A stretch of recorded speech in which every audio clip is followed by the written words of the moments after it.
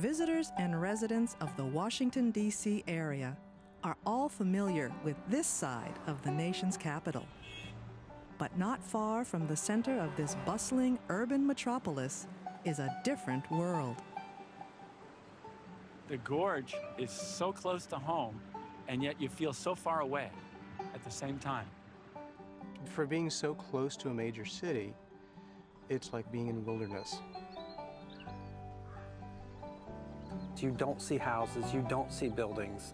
You see the river, you see dense forest. You're really away from everybody.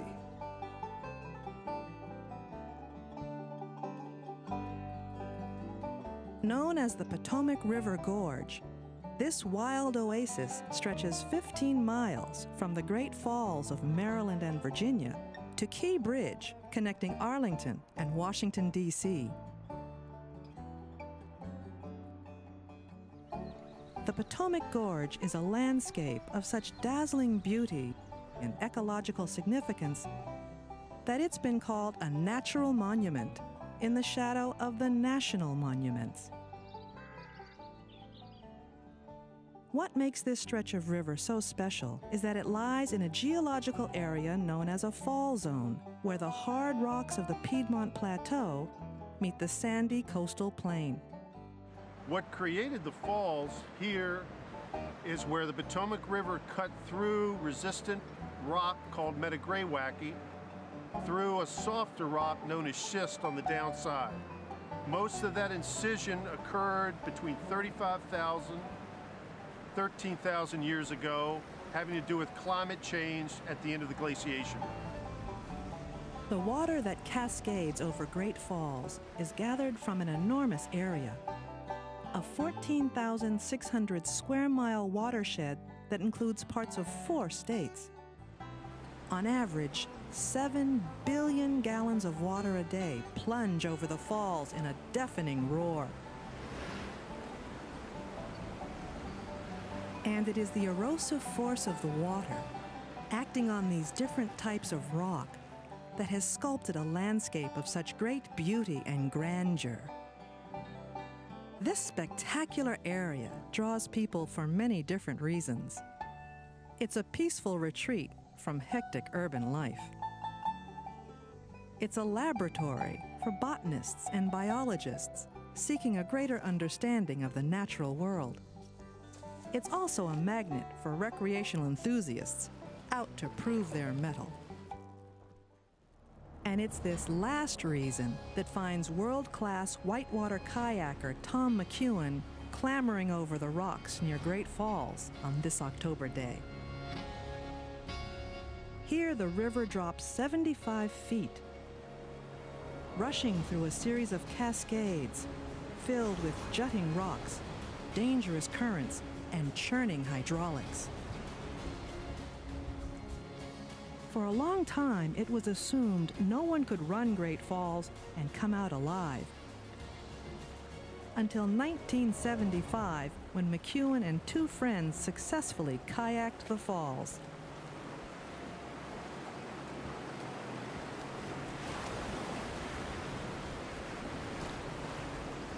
And now McEwen and other expert paddlers run the falls throughout the year. Because when you're actually approaching a waterfall, you have to remember all that you know about the waterfall, make sure that you go right off the right line, and do what you have to as you go over the horizon line. But then you're falling and you're committed. You know, yes, it's difficult and it's a little scary, but when you do it and you do it well, you feel like you're just flying. Everything is smooth and you land and you just want to go and do it some more.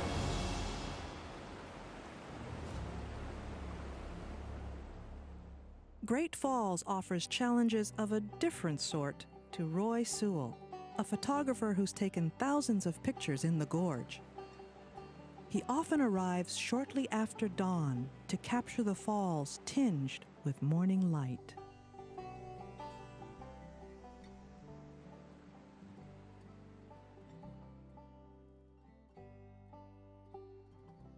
I feel a sense of peace and tranquility, and I'm a little hypnotized by the sounds and the sights of the falls. It's a wonderful time to be up. Just downstream from the falls, climbers like Pierre Deary enjoy the thrill of hanging out, quite literally, on the dramatic cliffs rising over the river. Some people do not like climbing over water. I personally love it. The water to me has a very calming influence, and it's nice to have the sound going in the background when I'm climbing. For hikers, the Billy Goat Trail, located on the Maryland side of the river, lives up to its name. Hikers attempting this trail need to come prepared with proper shoes and water and be ready to scramble. Many times on the Billy Goat Trail, you find yourself clambering up some steep rock slabs, almost like you were in the Rocky Mountains. But for hikers and cyclists who prefer a flatter, uninterrupted route, there's the Chesapeake and Ohio Canal towpath, used by mules hauling boats during the country's great canal era of the 1800s. Park volunteer Tom Stanford savors the seasons while patrolling the towpath, which runs along the gorge's Maryland side. In the winter, it's fantastic because there's hardly anybody here. And when it snow's covering the ground, it's just absolutely spectacularly beautiful. In the spring, maybe my favorite season because everything is just exploding in color out here, and it's fabulous. And you kind of endure the summer to get to the fall. Just the reds and the oranges and the yellows. It's absolutely spectacular. And the sunsets in the fall are just magnificent. People's appreciation of the gorge goes back thousands of years. Archaeologists have found spear points and other artifacts in the gorge dating from as long as 14,000 years ago, suggesting that American Indians may have been using the area even as the falls were being formed. An annual Riverside Festival celebrates this deep connection. You'll find a lot of native people gravitating towards those areas that have clean, fresh water.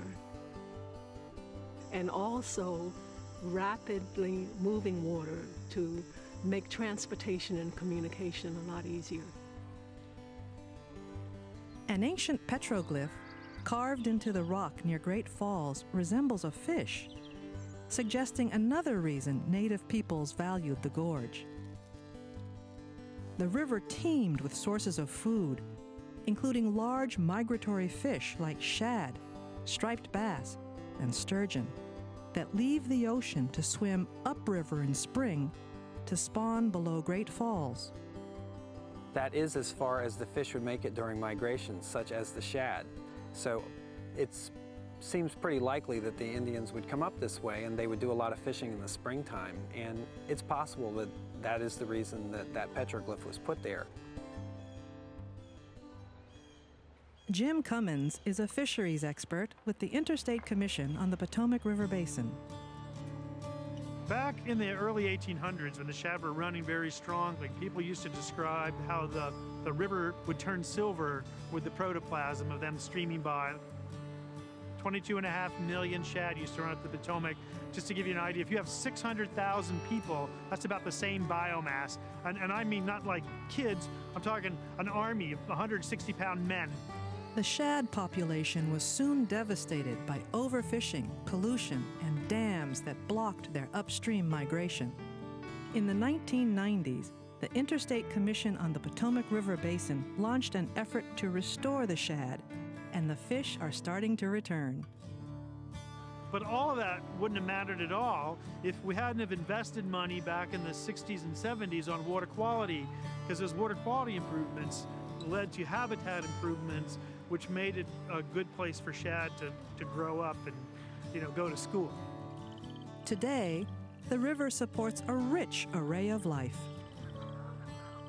There are about 116 species of fish that live in the riverine Potomac. There's lots of wildlife that depends on the river. People rely on the river as well. Dams above Great Falls and Little Falls divert water from the Potomac for human needs. Here in the DC metro region, about 4 million people rely upon the Potomac as their primary drinking water source. It provides water for irrigation, and it helps support industry and economy in the region. In addition to our drinking water, it's where our wastewater goes. And most people don't think about that. Where does it go when you flush the toilet? But it has to go somewhere. But the wealth of the Potomac River Gorge isn't confined to its waters. The gorge, much of which lies within protected parkland, harbors more than 1,200 different plant species, as well as some native plant communities believed to exist nowhere else on Earth. National Park Service botanist Chris Lee has identified many of those plant communities. I've put down plots maybe a little bit bigger than the size of your living room, and I've counted up to nearly 150 species in just an area that size. The C&O Canal National Historical Park, for instance, has more species of plants, many more in fact, than say Yellowstone or Yosemite or the Everglades for that matter. And it is the power of water, in this case, untamed floodwaters raging through the gorge, that is largely responsible for this tremendous natural diversity.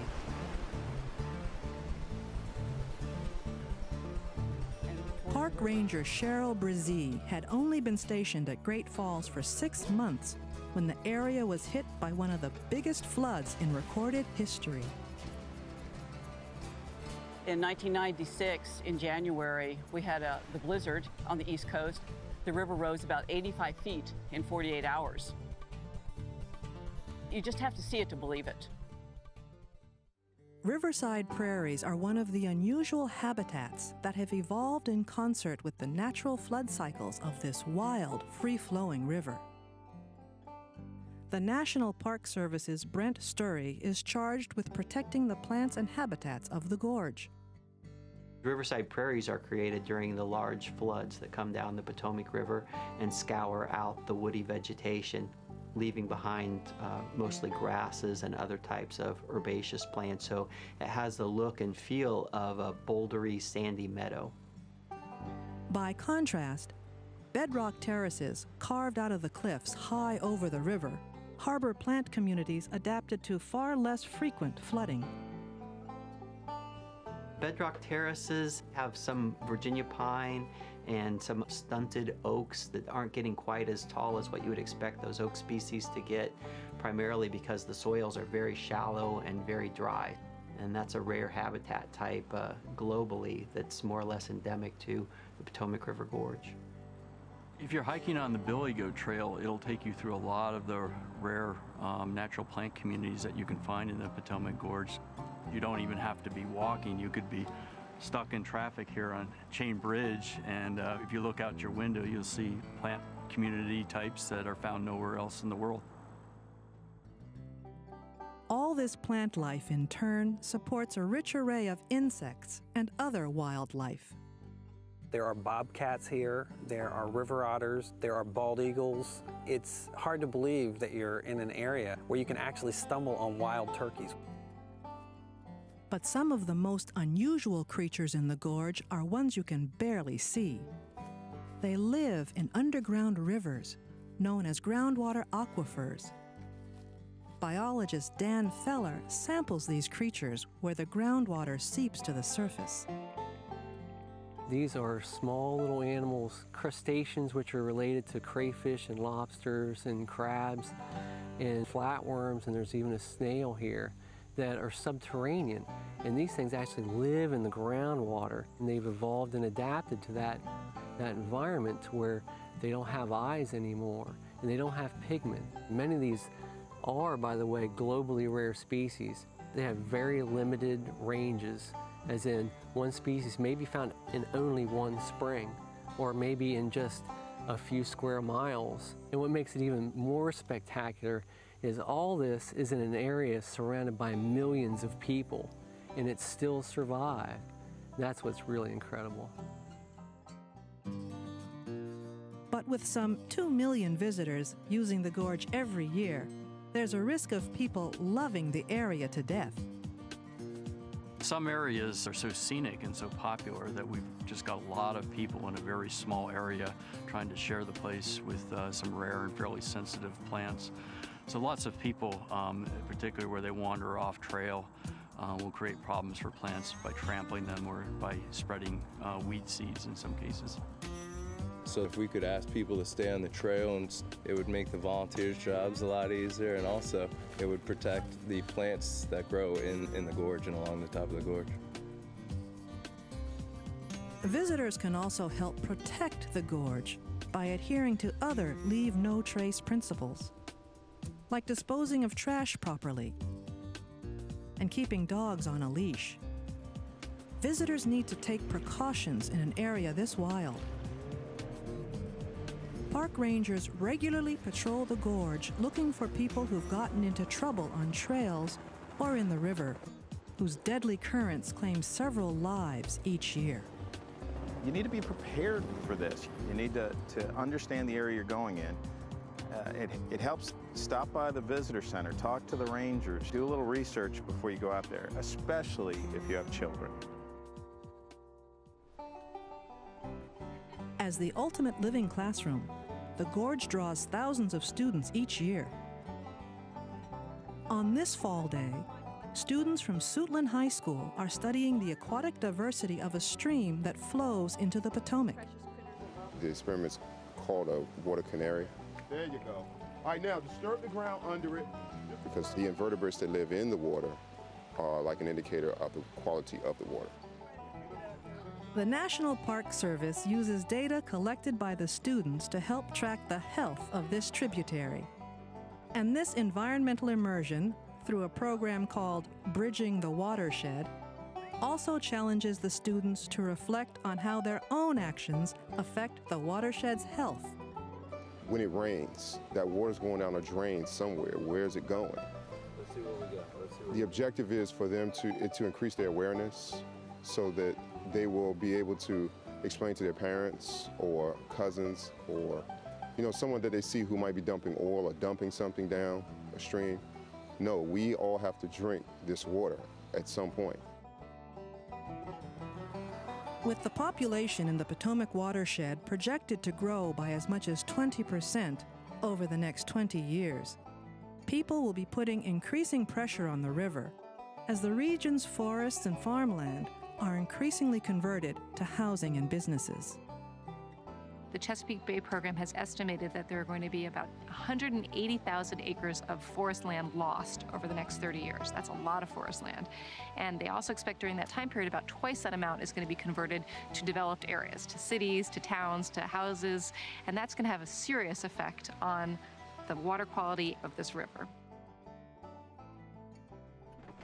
Across the Potomac watershed, the Nature Conservancy and other partner groups have been active for a long time working to protect and restore important natural areas that really serve us for forest health, for natural areas protection, and for water quality. So we're going to cut the base.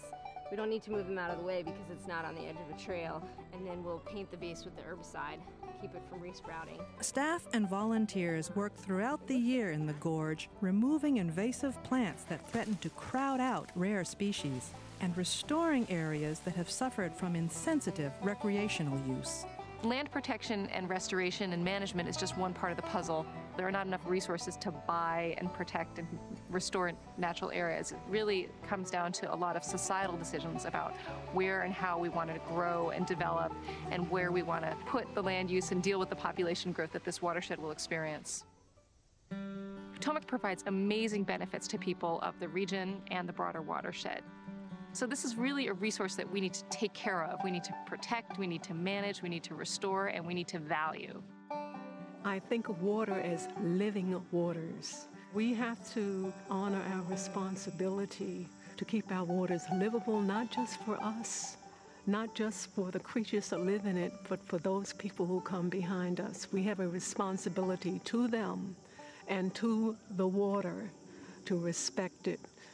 We need to protect this river and all rivers. This is the lifeblood of our community, and it is something that we want to be able to pass on to our children and their children, and hopefully even a better condition.